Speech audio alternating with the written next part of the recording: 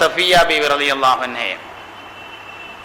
ആയിഷ ബീവി ആദ്യം, ഖദീജ ബീവി, അത് കഴിഞ്ഞ് സൗദ ബീവി, അത് കഴിഞ്ഞ് ആയിഷ ബീവി, പിന്നെ നബി സല്ലല്ലാഹു അലൈഹി വസല്ലം വിവാഹം ചെയ്തതാണ് സഫിയ ബീവി റളിയല്ലാഹു അൻഹയെ. എന്താ സഫിയ ബീവിയെ നബി സല്ലല്ലാഹു അലൈഹി വസല്ലം തങ്ങൾ വിവാഹം ചെയ്യാനുണ്ടായ കാരണം? സഫിയ ബീവി ബനുൽ മുസ്തലഖ് യുദ്ധം നടന്നു. ബനുൽ മുസ്തലഖ് യുദ്ധം എന്ന് പറഞ്ഞാൽ നബിയും ഒരു വലിയ ഗോത്രവും തമ്മിലുണ്ടായ ജൂത ഗോത്രവും തമ്മിലുള്ള വലിയൊരു യുദ്ധമാണ്. ബനുൽ മുസ്തലഖ് യുദ്ധം കഴിഞ്ഞിട്ട് സഫിയ എന്ന പേരായ ഒരു പെണ്ണ് യുദ്ധം കഴിഞ്ഞ് ശത്രുക്കൾ ഓടിപ്പോയാൽ ബാക്കിയുള്ള സ്വത്ത് എടുക്കും. അതിന് ഗനീമത്ത് സ്വത്ത് എന്ന് പറയും. ഓടിപ്പോകാതെ ബാക്കിയായ ആളുകളെ പിടിക്കും. അതിന് ചെറ പിടിക്കുക എന്ന് പറയും, അല്ലെങ്കിൽ അടിമകളാക്കുക എന്ന് പറയും. അങ്ങനെയാണ് അടിമകൾ ഉണ്ടാവുന്നത്. ബനുൽ മുസ്തലഖ് യുദ്ധം കഴിഞ്ഞപ്പോ ഗോത്രത്തലവന്റെ മകളായ സഫിയ ബീവി യുദ്ധക്കളത്തിൽ ഒറ്റപ്പെട്ടു. ശത്രുക്കളെ പോയി സ്വഹാബത്ത് സഫിയയെ അടിമയായി പിടിച്ചു. അടിമയായി പിടിച്ചാല് മോചനദ്രവ്യം നിശ്ചയിക്കും. അടിമത്വത്തിൽ നിന്ന് സ്വാതന്ത്ര്യം വാങ്ങി പോവാനുള്ള ഒരു വില നിശ്ചയിക്കും. ആ സംഖ്യ എങ്ങനെങ്കിലും സ്വരൂപിച്ചിട്ട് കൊടുക്കുകയാണെങ്കിൽ പോകാം, മോചനം നേടിപ്പോകാം. സഫിയ ബീവിയെ അടിമയായി പിടിച്ചു സ്വഹാബത്തെ മോചനദ്രവ്യം നിശ്ചയിച്ചു. സഫിയ ബീവി റളിയല്ലാഹു അൻഹ നബി തങ്ങളുടെ അടുക്കൽ വന്നിട്ട് പറഞ്ഞു, യാ റസൂലല്ലാഹ് അഇന്നി, എന്നെ ഒന്ന് സഹായിക്കണം എന്ന് പറഞ്ഞു. ഞാൻ ഗോത്രത്തലവന്റെ മകളാണ്, സഫിയയാണ്. എനിക്ക് അടിമയായി താമസിക്കുക എന്ന് പറഞ്ഞാൽ വളരെയധികം പ്രയാസമുള്ള ഒരു കാര്യമാണ്. ഞാൻ രാജകുമാരിയാണ്, ഞാൻ എങ്ങനെ അടിമയാവും? അതുകൊണ്ട് എനിക്കത് കഴിയണില്ല, നിങ്ങൾ എന്നെ ഒന്ന് സഹായിക്കണം എന്ന് നബി തങ്ങളുടെ ഹദറത്തിൽ വന്നിട്ട് സഫിയ ബീവി പറഞ്ഞു റളിയല്ലാഹു അൻഹ. അല്ലാഹുവിന്റെ റസൂൽ പറഞ്ഞു, സഫിയ, 2 ഓപ്ഷൻ ഉണ്ട്, എനിക്ക് ഇഷ്ടമുള്ളത് തിരഞ്ഞെടുക്കാം. ഒന്നുകിൽ ഞാൻ നിന്നെ പണം തന്ന് സഹായിക്കാം, നീ മോചനദ്രവ്യം അടച്ച് നിന്റെ നാട്ടിൽ പോയി ജീവിച്ചോ. അല്ലെങ്കിലോ ഞാൻ നിന്നെ വിവാഹം ചെയ്യാം, നീ മുസ്ലിമായി ഞങ്ങളോടൊപ്പം കഴിഞ്ഞുകൂടിക്കോ. 2ൽ എനക്ക് ഇഷ്ടമുള്ളത് തെരഞ്ഞെടുത്തോ എന്ന് പറഞ്ഞപ്പോ സഫിയ ബീവി റളിയല്ലാഹു അൻഹ പറഞ്ഞു, ഇഖ്തറതുൽ ഇസ്ലാം, ഞാൻ പോണില്ല നബിയെ, ഞാൻ മുസ്ലിമായി അങ്ങയോടൊപ്പം ജീവിക്കലിനെ തെരഞ്ഞെടുക്കുന്നു. രാജകുമാരിയായി എനിക്കെന്നാൽ ജീവിക്കേണ്ടതില്ല നബിയേ എന്ന് പറഞ്ഞപ്പോ സഫിയ ബീവിയെ നബി തങ്ങൾ വിവാഹം കഴിച്ചു. എന്നിട്ട് എന്തുണ്ടായി? 100 കണക്കിന് അടിമകളുണ്ട് നാട്ടില്. സ്വഹാബത്തിനൊക്കെ തോന്നി, നബി തങ്ങളുടെ ഭാര്യ കുടുംബക്കാരെ നമ്മളെ എങ്ങനെ അടിമകളാക്കിയിട്ട് വെക്കുക, അതൊരു മോശല്ലേ, എല്ലാരും പോയിക്കോളിയാറും. വിമർശകന്മാർക്ക് ഇപ്പൊ അതൊന്നും നോക്കാൻ നേരമില്ലല്ലോ. ഓർക്ക് അങ്ങനെ അറിയണ ഒറ്റ കാര്യം മാത്രമേ ഉള്ളൂ, അത് വെച്ചിട്ട് ഇങ്ങനെ പറയാനേ ഉള്ളൂ. 100 കണക്കിന് അടിമകൾ നബി തങ്ങൾ സഫിയ ബീവിയെ വിവാഹം ചെയ്തത് കാരണം അടിമത്വമോചനം നേടി. പോയി എന്ന് ഞാൻ പറഞ്ഞിട്ടില്ല, അങ്ങനെ കാട്ടിയിട്ടേ ഉള്ളൂ കേട്ടോ, പോയിട്ടില്ല. എന്തേ? ഓല് അടിമത്വമോചനം നേടിയപ്പോ എന്ത് തീരുമാനിച്ചു? ഇങ്ങനെയാണെങ്കിൽ ഇപ്പൊ എന്തിനാ പോണത് എന്ന് തീരുമാനിച്ചു. ഇങ്ങനെയാണെങ്കിൽ എന്തിനാ പോണത്? മുസ്ലിമാകല്ലേ നല്ലത്. ഇങ്ങനെയാണെങ്കിൽ 100 കണക്കിന് കുടുംബങ്ങൾ മുസ്ലിമാവാൻ അത് കാരണമായി എന്നുള്ളതാണ്. 100 കണക്കിന് ആളുകൾക്ക് അടിമത്വമോചനമുണ്ടാവാനും 100 കണക്കിന് ആളുകൾ ഇസ്ലാം സ്വീകരിക്കാനും കാരണമായതാണ് പുണ്യനബി സല്ലല്ലാഹു അലൈഹി വസല്ലം തങ്ങളും സഫിയ ബീവി റളിയല്ലാഹു അൻഹയും തമ്മിലുള്ള വിവാഹം. അള്ളാന്റെ റസൂല് ഹഫ്സ ബീവി റളിയല്ലാഹു അൻഹയെ വിവാഹം കഴിച്ചു. ഉമർ റളിയല്ലാഹു അൻഹുവിന്റെ മകളാണ് ഹഫ്സ ബീവി. എന്താകുമ്പോ ഹഫ്സ ബീവിന്റെ ഭർത്താവ് യുദ്ധത്തിൽ കൊല്ലപ്പെട്ടു. ഉമർ റളിയല്ലാഹു അൻഹുവിന്റെ മോളാണ്. യുദ്ധത്തിൽ കൊല്ലപ്പെട്ടു. യുദ്ധത്തിൽ കൊല്ലപ്പെട്ടിട്ട് ഹഫ്സാ ബീവിനെ ഒന്ന് കെട്ടിക്കാൻ വേണ്ടിയിട്ട് ഉമർ റളിയല്ലാഹു അൻഹു കുറേ ആൾക്കാരോട് ചോദിച്ചു. ഭർത്താവ് യുദ്ധത്തിൽ മരിച്ചു, പിന്നെ കുട്ടി ഇങ്ങനെ പെരയിലിരിക്കുക എന്നൊരു വിഷമല്ലേ. അബൂബക്കർ സിദ്ദീഖിനോട് വന്നിട്ട്, സിദ്ദീഖേ, നിങ്ങൾ എന്റെ ഹഫ്സനെ കല്യാണം കഴിക്കോ ചോദിച്ചു. നിങ്ങൾ എന്റെ ഹഫ്സനെ വിവാഹം കഴിക്കോന്ന് ചോദിച്ചു. സിദ്ദീഖ് റളിയല്ലാഹു അൻഹു എന്നെ കൊണ്ട് പോയി കൂട്ടിയാൽ പറ്റൂല, തൽക്കാലം വേണ്ടാർ. ഉസ്മാൻ റളിയല്ലാഹു അൻഹുനോട് എന്നിട്ട് ചോദിച്ചു, നിങ്ങൾ എന്റെ ഹഫ്സനെ കല്യാണം കഴിക്കോ ചോദിച്ചു. ഉസ്മാൻ റളിയല്ലാഹു അൻഹുവിന്റെ ഭാര്യ റുഖിയ്യ ബീവി ബദർ യുദ്ധം കഴിഞ്ഞ് നബിയും സഹാബത്തും മടങ്ങി വന്നപ്പോഴേക്കും വഫാത്തായിരുന്നു. അതുകൊണ്ട് മൂപ്പർക്ക് റുഖിയ്യ ബീവി വഫാത്തായ ടെൻഷനിൽ നിൽക്കുകയാണ്. ഉമർ റളിയല്ലാഹു അൻഹു എന്നിട്ട് ചോദിച്ചു, നിങ്ങളുടെ ഹഫ്സനെ കല്യാണം കഴിക്കോന്ന് ചോദിച്ചു. ഉസ്മാൻ റളിയല്ലാഹു അൻഹു പറ്റുന്നും പറഞ്ഞില്ല, പറ്റൂലെന്നും പറഞ്ഞില്ല, ആന്നും പറഞ്ഞില്ല, വേണ്ടാന്നും പറഞ്ഞില്ല. നിരാശനായി ഉമർ റളിയല്ലാഹു അൻഹു മടങ്ങി നബിന്റെ അടുത്ത് വന്നു. നബിയെ, ഞാൻ അബൂബക്കർ സിദ്ദീഖിനോട് എന്റെ കുട്ടിനെ കെട്ടാൻ പറഞ്ഞിട്ട് സിദ്ദീഖ് റളിയല്ലാഹു അൻഹു എന്നെ കൊണ്ട് ഇപ്പൊ കൂട്ടിയാ പറ്റൂല പറഞ്ഞു. ഉസ്മാനോട് പറഞ്ഞു. ഉസ്മാന് അതിന് കാമാന്ന് പറഞ്ഞില്ല. നിങ്ങൾ എന്റെ കുട്ടിനെ കല്യാണം കഴിക്കോന്ന് ചോദിച്ചു ഹഫ്സനെ. നബി തങ്ങൾ പറഞ്ഞു, ഉമറേ, ഒരു പക്ഷേ നിന്റെ കുട്ടി ഹഫ്സാക്ക് ഉസ്മാനേക്കാൾ നല്ല ഭർത്താവിനെ കിട്ടിയേക്കാം. ഒരു പക്ഷേ ഉസ്മാൻ റളിയല്ലാഹു അൻഹുവിന് നിന്റെ മകൾ ഹഫ്സയേക്കാൾ നല്ല ഭാര്യയെയും കിട്ടിയേക്കാം. എന്തോ ഒരു പ്രതീക്ഷയുള്ള വർത്താനാണ് അത് എന്ന് ഉമർ റളിയല്ലാഹു അൻഹുവിന് മനസ്സിലായി. അതൊരു പ്രതീക്ഷയുള്ള വർത്താനാണ് എന്ന് മനസ്സിലായി. ഉമർ റളിയല്ലാഹു അൻഹു അതിന്റെ പിന്നാലെ തന്നെ കൂടി, അയിമ തന്നെ കൂടി. നബിനോട് ഇങ്ങനെ ഇടക്കിടക്ക് ചോദിക്കും, നിങ്ങൾ എന്റെ മോൾ ഹഫ്സയെ കല്യാണം കഴിക്കോ. അവസാനം ഉമർ റളിയല്ലാഹു അൻഹുവിന്റെ പുത്രി ഹഫ്സാ ബീവി റളിയല്ലാഹു അൻഹയെ നബി സല്ലല്ലാഹു അലൈഹി വസല്ലം തങ്ങൾ വിവാഹം കഴിക്കുകയും ഉസ്മാൻ റളിയല്ലാഹു അൻഹുവിനെ തന്റെ മകളായ ഉമ്മു കുൽസൂം റളിയല്ലാഹു അൻഹയെ നബി തങ്ങൾ വിവാഹം കഴിച്ചു കൊടുക്കുകയും ചെയ്തു. അതാണ് ഉസ്മാൻ റളിയല്ലാഹു അൻഹുവിന് അതിനേക്കാൾ ഖൈറായത് കിട്ടുമെന്ന് പറഞ്ഞത്. ഹഫ്സാക്ക് അതിനേക്കാൾ ഖൈറായ ഭർത്താവിനെ കിട്ടുമെന്ന് പറഞ്ഞതും അതാണ്. ഹഫ്സാ ബീവിയെ നബി തങ്ങൾ വിവാഹം കഴിച്ചു. ഉസ്മാൻ റളിയല്ലാഹു അൻഹുവിന് ഉമ്മു കുൽസൂമിനെ നബി തങ്ങൾ വിവാഹം കഴിച്ചു കൊടുക്കുകയും ചെയ്തു. എന്താ ഇവിടെ സംഭവിക്കണേ? ഇവിടെ ശ്രദ്ധിക്കുക. നിങ്ങൾ ശ്രദ്ധ പോകണ്ടോന്നാവോ? ഇല്ലല്ലോ. നല്ലോണം ശ്രദ്ധിച്ചിരുന്നാലേ സംഗതി കിട്ടുള്ളൂ. അല്ലെങ്കിൽ അവസാനം കഴിഞ്ഞു പോയതിന്റെ ശേഷം ഇന്നാലും ഇപ്പോ ആ 9 ശരിയായില്ല എന്നേ പിന്നെയും തോന്നുള്ളൂ. അതുകൊണ്ട് നല്ലോണം ശ്രദ്ധിച്ച് ഇവിടെ തന്നെ ഇരിക്കുക. ഇവിടെ എന്താ സംഭവിക്കണത്? ഇവിടെ സംഭവിക്കുന്നത് ഈ അധികാരം നിലനിർത്താൻ വേണ്ടി ഉന്നത കുടുംബങ്ങളിൽ നിന്ന് വിവാഹം കഴിക്കുന്ന ഒരു പതിവ് പുരാതന കാലഘട്ടം മുതൽ നിലനിൽക്കുന്നതാണ്, ഇന്നും നിലവിലുള്ളതാണ്. ഇന്നിപ്പോ ഖത്തറിൽ വലിയൊരു പ്രതിസന്ധി വന്നു. 2 ദിവസം മുമ്പ് സുപ്രഭാതത്തിൽ വന്ന ഒരു ലേഖനത്തിലുണ്ട്, ഖത്തർ രാജകുടുംബവുമായി ഈ തെറ്റ് എല്ലാവർക്കും കുടുംബബന്ധമുണ്ട്. ഈ തെറ്റ് ബഹ്റൈനും കുവൈത്തിനും സൗദിക്കും UAE-ക്കും ഒക്കെ എന്തുണ്ട്? ഖത്തർ രാജകുടുംബമായി കുടുംബബന്ധമുണ്ട്. ഒരു രാജ്യത്തിന്റെ അധികാരികൾ അധികാരം നിലനിർത്തുന്നതിന് വേണ്ടി ഉന്നത കുടുംബങ്ങളിൽ നിന്ന് വിവാഹം കഴിക്കുന്ന പതിവ് അന്നും ഇന്നും എക്കാലത്തും ഉണ്ടായിരുന്നു. അതുകൊണ്ടാണ് നബി തങ്ങളുടെ വിവാഹങ്ങൾ അക്കാലത്ത് വിമർശിക്കപ്പെടാതിരുന്നിട്ടുള്ളത്. അത് ആവശ്യമാണെന്നുള്ള അഭിപ്രായക്കാർ അന്നുണ്ട്. ഖദീജ ബീവിയെ നബി തങ്ങളെ വിവാഹം കഴിക്കുന്ന അന്ന് അബൂ സുഫിയാന് 20 ഭാര്യമാരുണ്ട്. അന്ന് അബൂ സുഫിയാന് 20 ഭാര്യമാരുണ്ട്. അതൊരു പ്രശ്നമല്ല. ഇതിൽ മാത്രമല്ല, എവിടെയും പ്രശ്നമല്ല. ബൈബിൾ പരിചയപ്പെടുത്തുന്ന യാക്കോബിന് 700 ഭാര്യമാരുണ്ട്. അത് പ്രശ്നമല്ല. നമ്മുടെ ഇന്ത്യയിലെ വേദങ്ങളും പുരാണങ്ങളും പരിചയപ്പെടുത്തുന്ന പലർക്കും 16,008 ഭാര്യമാർ വരെയുള്ളവരുണ്ട്. പേരൊന്നും പറഞ്ഞാൽ ഞാൻ ഇപ്പാക്കുന്നില്ല എന്നേ ഉള്ളൂ. സംഗതി ഉണ്ട്.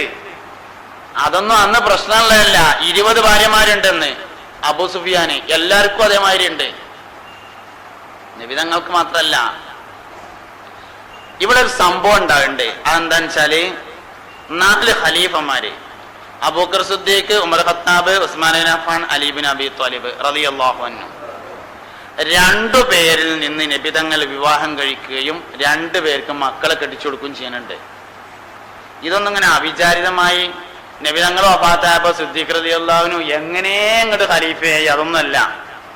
അത് കഴിഞ്ഞിട്ട് ഉമർ ഖത്താബ് എങ്ങനെയൊക്കെയോ ഖലീഫയായി, അങ്ങനെയല്ല. അത് കഴിഞ്ഞിട്ട് ഉസ്മാൻ ബിൻ അഫ്ഫാൻ എങ്ങനെയൊക്കെയാണ് ഖലീഫായതല്ല. അലി റളിയല്ലാഹു അൻഹു അങ്ങനെയല്ല. പിന്നെന്താ? ഇതിന്റെ പിന്നിൽ കുറെ രഹസ്യങ്ങളുണ്ട്. രണ്ടു ഖലീഫമാരിൽ നിന്ന് നബി തങ്ങൾ വിവാഹം കഴിച്ചു. രണ്ട് ഖലീഫമാർക്ക് നബി തങ്ങൾ മക്കളെ കെട്ടിച്ചു കൊടുത്തു. അതാണ് ബന്ധം എന്ന് പറയുന്നത്. സയ്യിദുന അബൂബക്കർ സിദ്ദീഖ് റളിയല്ലാഹു അൻഹുവിന്റെ മകളായ ആയിഷ ബിയെ വിവാഹം കഴിച്ചു. ഉമർ ഇബ്നുൽ ഖത്താബ് റളിയല്ലാഹു അൻഹുവിന്റെ മകളായ ഹഫ്സ ബിയെ നബി തങ്ങൾ വിവാഹം കഴിച്ചു. ഉസ്മാൻ റളിയല്ലാഹു അൻഹുവിനെ റുഖിയയെ വിവാഹം ചെയ്തു കൊടുത്തു. റുഖിയ ബി വഫാത്തായപ്പോൾ ഉമ്മു കുൽസൂമിനെ വിവാഹം ചെയ്തു കൊടുത്തു. ഉമ്മു കുൽസൂം വഫാത്തായപ്പോൾ നബി തങ്ങൾ ഒരു വർത്താനം പറഞ്ഞു, എനിക്ക് ഇനി കെട്ടിക്കാൻ ഒരു മോളും കൂടി ഉണ്ടായിരുന്നെങ്കിൽ ആ മകളെയും കൂടി ഞാൻ ഉസ്മാന് കെട്ടിച്ചു കൊടുക്കുമായിരുന്നു എന്ന് ത്വാഹ നബി സല്ലല്ലാഹു അലൈഹി വസല്ലം.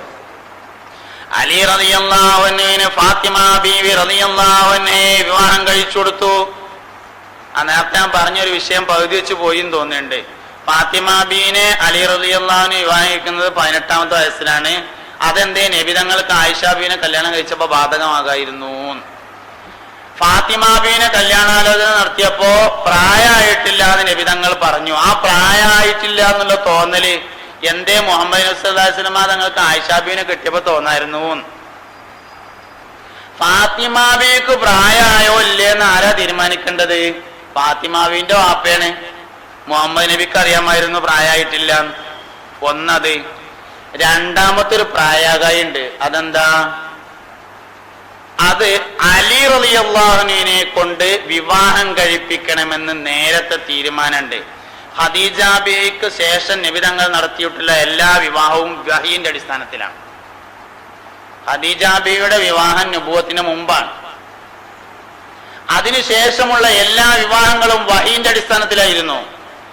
അതുകൊണ്ട് ഫാത്തിമ ബീവിയെ അലി റളിയല്ലാഹു അൻഹുമായി നബി തങ്ങൾ വിവാഹാലോചന നടത്തിയിട്ടുണ്ട്. അലി റളിയല്ലാഹു അൻഹുവിൽ നിന്ന് അതിന് ജവാബ് കിട്ടിയിട്ടില്ല. അതിന്റെ മറുപടി എന്നാണോ കിട്ടുന്നത് അന്നേ പ്രായമാവുള്ളൂ എന്നാണ്. പ്രായമായിട്ടില്ല എന്ന് പറഞ്ഞതിന്റെ അർത്ഥം. അതിനെന്തെങ്കിലും ഒരു ജവാബ് കിട്ടണം. ഒന്നെങ്കിൽ നടത്താന്ന് കിട്ടണം, അല്ലെങ്കിൽ നടത്തൂലെന്ന് കിട്ടണം. അതെപ്പോഴാ കിട്ടണ വെച്ചാൽ അപ്പോഴേ എന്താവുള്ളൂ? ഫാത്തിമാനെ കെട്ടിക്കാനുള്ള പ്രായമാവുള്ളൂ. അതാണ് ഫാത്തിമാനെ കെട്ടിക്കാൻ പ്രായമായിട്ടില്ല എന്ന് പറഞ്ഞതിന്റെ അർത്ഥം.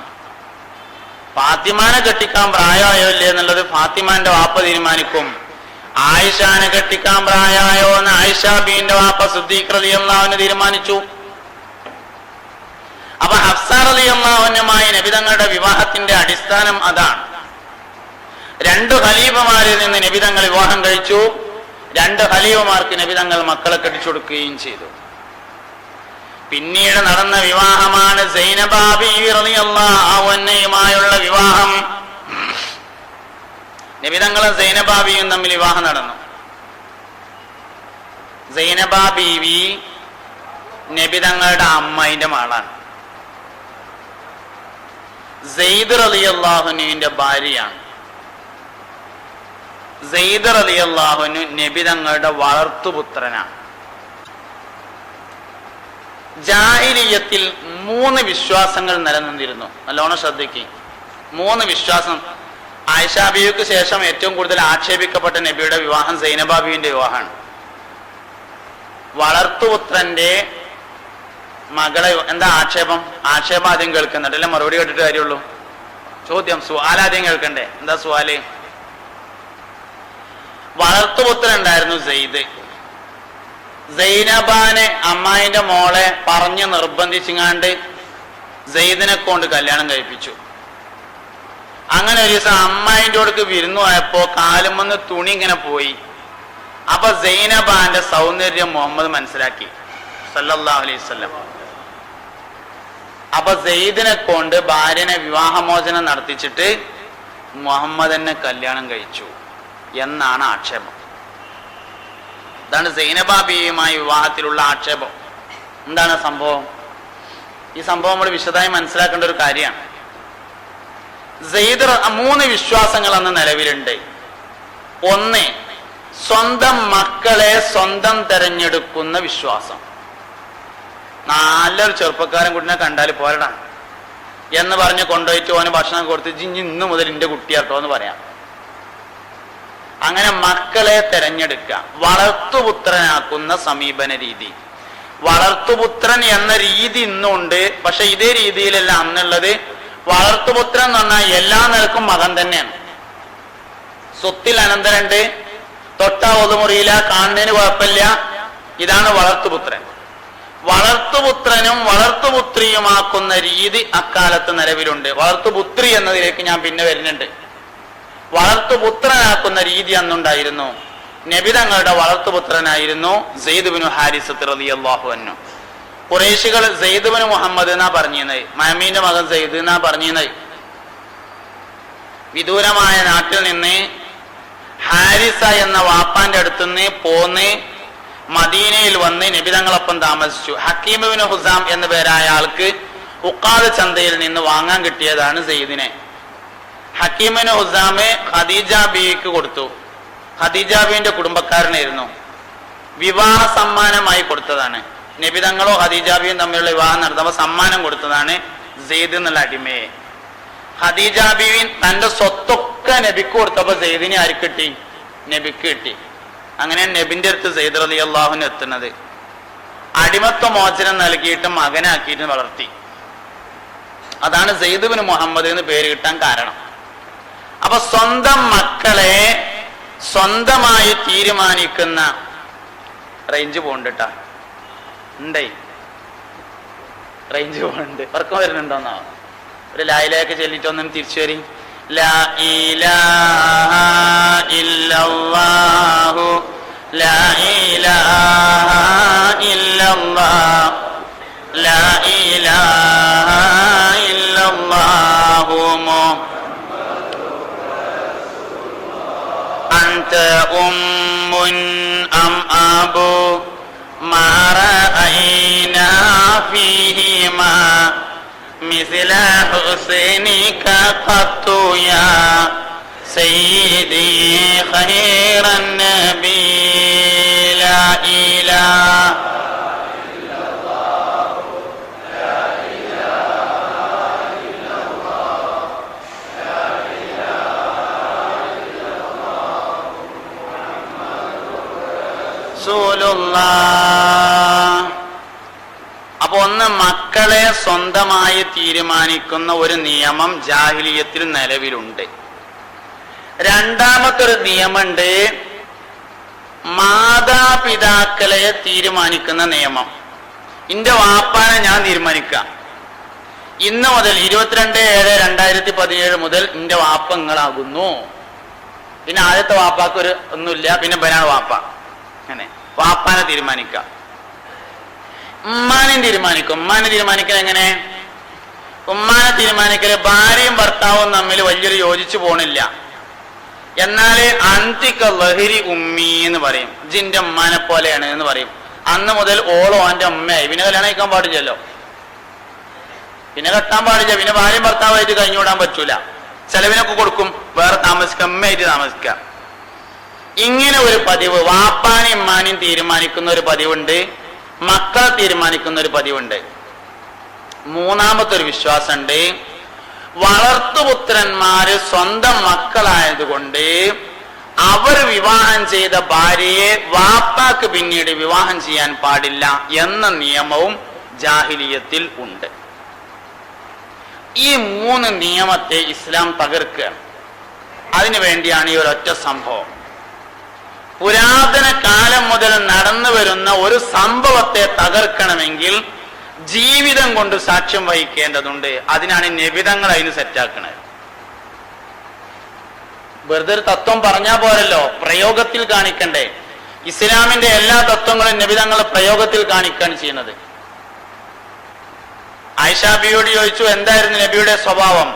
കാന ഖുലുഖുൽ ഖുർആൻ, നബിതങ്ങളുടെ സ്വഭാവം ഖുർആനായിരുന്നു എന്ന് ആയിഷത്തു സിദ്ദീഖ റളിയല്ലാഹു അൻഹ പറഞ്ഞിട്ടുണ്ട്.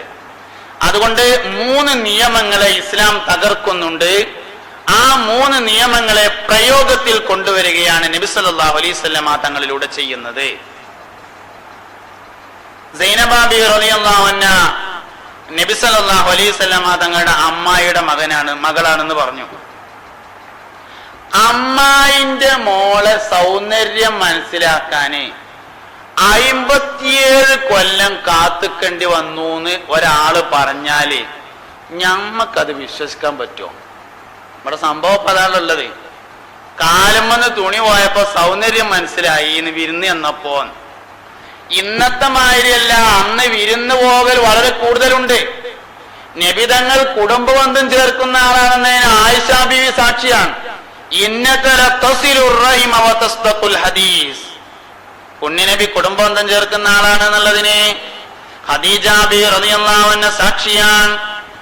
അതുകൊണ്ട് കുടുംബബന്ധം ചേർത്തിരുന്ന നബിതങ്ങൾ അമ്മായിന്റെ വരേക്ക് പോയില്ല എന്ന് തീരുമാനിക്കാൻ ഒരു വഴിയില്ല. സൗന്ദര്യം മനസ്സിലാക്കാൻ 57 കൊല്ലം കഴിയേണ്ടി വന്നു എന്നതും മനസ്സിലാക്കാൻ ബുദ്ധിമുട്ടാണ്. ഇനി രണ്ടാമത് സൗന്ദര്യമൊക്കെ മനസ്സിലായിരുന്നു എന്ന് വെക്കുക. എന്നാല് സൈനബ ബീവിയെ കന്യകയായിരിക്കെ നബിതങ്ങൾക്ക് ആവശ്യമുണ്ടായിട്ട് ചോദിച്ചാല് കെട്ടിച്ചൊടുക്കാത്ത ഒരു സാഹചര്യം അന്ന് നിലവിലുണ്ടോ? നിലവിലിപ്പോ അത് ആലോചിക്കേണ്ട കാര്യമുള്ളൂ. ഇല്ലല്ലോ. 100 വട്ടം സമ്മതല്ലോ അവർക്ക്. നബി സല്ലല്ലാഹു അലൈഹി വസല്ലം തങ്ങൾ സൈനബാനെ വിവാഹം ചെയ്യാൻ തയ്യാറുണ്ട് എന്ന് പറഞ്ഞാല് 100 വട്ടം സമ്മത. പക്ഷേ നബി സല്ലല്ലാഹു അലൈഹി വസല്ലം തങ്ങൾ അതിന് തയ്യാറായിട്ടില്ലെന്ന് മാത്രമല്ല, സൈനബ ബീവിയെ നിർബന്ധിച്ചാണ് വിവാഹം ചെയ്തത്. സയ്യിദ് റളിയല്ലാഹു അൻഹുവിനെ കൊണ്ട് നിർബന്ധിച്ച് ചെയ്യാൻ വേറൊരു കാരണമുണ്ട്. എന്താ കാരണം? ഉന്നത തറവാട്ടുകാരിയാണ് സൈനബ ബീവി. അതുകൊണ്ട് ഉന്നത തറവാട്ടിൽ തന്നെ ഭർത്താവ് വേണമെന്ന് ആഗ്രഹിച്ചിരുന്നു. ആ തറവാട് മഹിമെന്നും ഇവിടെ വേണ്ട എന്ന് തീരുമാനിക്കൽ ഏതിലുണ്ട്? സൈനബ ബീവിയെ സെയ്ദിന് വിവാഹം ചെയ്തു കൊടുക്കുന്നതിലുണ്ട്. സൈനബ ബീവിക്ക് അത് ഇഷ്ടമൊന്നുമല്ല, പക്ഷേ നബി തങ്ങൾ പറഞ്ഞതിന്റെ പേരിൽ മാത്രം അംഗീകരിച്ചു. അങ്ങനെയാണ് സൈനബയും സെയ്ദ് റളിയല്ലാഹു അൻഹും തമ്മിലുള്ള വിവാഹം നടക്കുന്നത്. മനസ്സോട് പൊരുത്തല്ല, നബി പറഞ്ഞതിന്റെ പേരിൽ മാത്രം അംഗീകരിച്ച് നടക്കുന്ന വിവാഹമാണ്. വിവാഹം നടന്നു.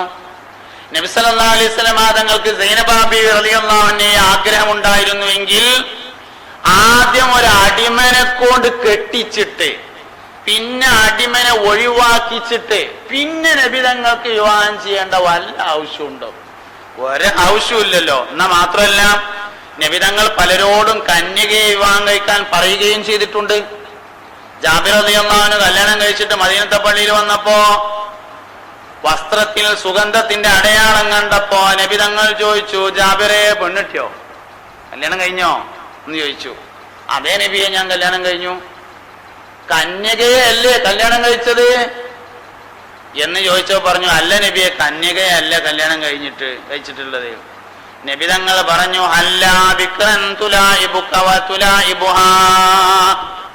ജാബിറെ, ഒരു കന്യകയെ നിനക്ക് കല്യാണം കഴിക്കാമായിരുന്നില്ലേ? എന്നാൽ നിനക്ക് അവളുമായും അവൾക്ക് നീയുമായും കളിക്കാമായിരുന്നില്ല ജാബിറെ. അനുയായികളോടൊക്കെ കന്യക വിവാഹം ചെയ്യാൻ വേണ്ടി പറയാം. എന്നിട്ട് ആക്ഷേപകർ പറയുന്ന സ്ത്രീലമ്പടനായ മുഹമ്മദ് നബി തള്ളാരൊക്കെ പോയിട്ട് കെട്ടും ചെയ്യാം. അതും ചെറുപ്പത്തിൽ തന്നെ അമ്മായിന്റെ മകളൊക്കെ കണ്ട് മനസ്സിലാക്കി വെച്ചിട്ട് വേറൊരു അടിമനെ കൊണ്ട് ആദ്യം കല്യാണം കഴിപ്പിച്ച് പിന്നെ ഒഴിവാക്കിയാണ്ട് കെട്ടുക. ഇങ്ങനെയൊക്കെ വിമർശിച്ചാൽ ഞമ്മക്കത് എങ്ങനെ ഉൾക്കൊള്ളാൻ പറ്റാം? അതൊക്കെ എന്തേലും വർത്താനം പറയാന്നുള്ള ഉള്ളൂ. ഓനാന് തോന്നിയ മാതിരി അവനങ്ങനെ പറയാന്നുള്ള വർത്താനാണത്.